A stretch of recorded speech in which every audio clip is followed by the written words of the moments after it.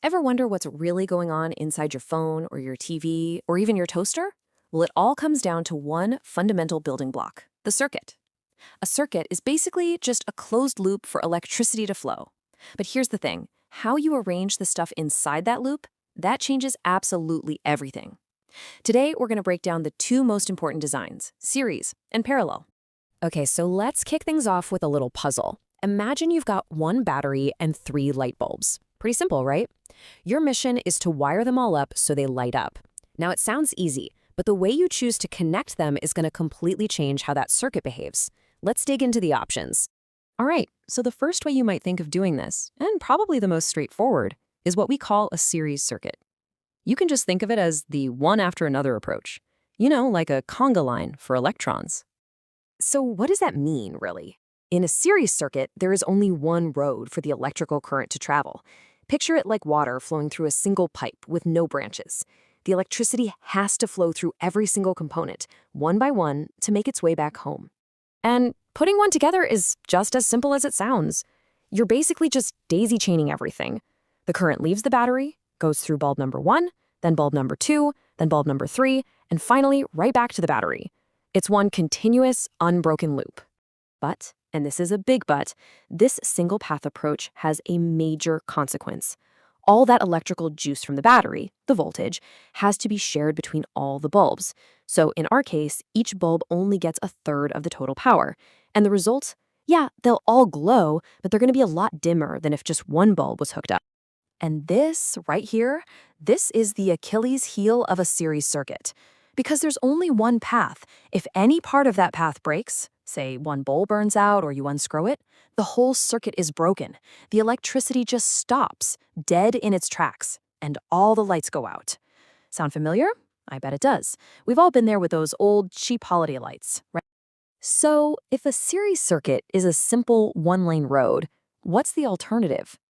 Well, the answer is a much more clever and versatile design, the parallel circuit. And just like the name suggests, this is where we start branching out. A parallel circuit is kind of like a river that splits into several smaller streams and then they all merge back together later on. The electricity leaves the battery, but then it gets to a fork in the road. In fact, it gets to a few of them. It can travel down multiple independent paths at the very same time before returning to the start.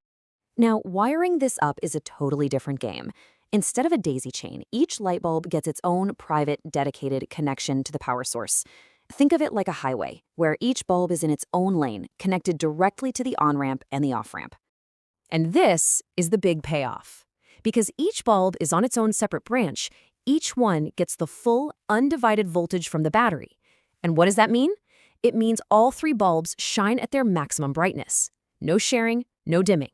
Everyone gets their full share of the power. But it gets even better. This setup is way more robust. If one bulb decides to burn out, it only breaks its own little branch. No big deal. The electricity just says, okay, that road's closed, and continues flowing through the other open branches.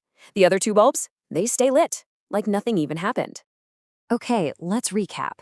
We've got our two designs, the simple but kind of fragile series circuit, and the more complex but way tougher parallel circuit.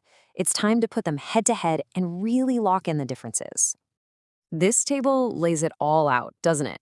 For the path, series has just one road. Parallel has multiple lanes.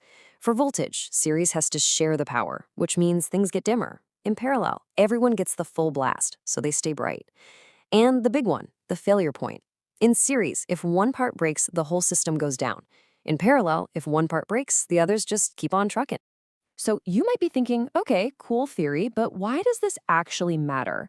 Well, it's because these two designs are literally everywhere, silently running your world. Understanding their pros and cons explains exactly why the things around you are built the way they are. A light switch, for example, is designed to break a circuit. That's its whole job. So of course it's wired in series with the light, but the wiring in your house, that had better be parallel. Can you imagine if your refrigerator shut off just because your toaster blew a fuse? It would be chaos. Each outlet needs full independent power, and that is exactly what a parallel circuit delivers. So at the end of the day, it's not about one being good and the other bad. Neither circuit is better than the other. It's all about choosing the right tool for the job. Do you need a simple kill switch, or do you need a resilient power grid for your entire home? The design always follows the function. Which brings me to one last question for you. Think about your smartphone. It has literally thousands of components packed into that tiny little space.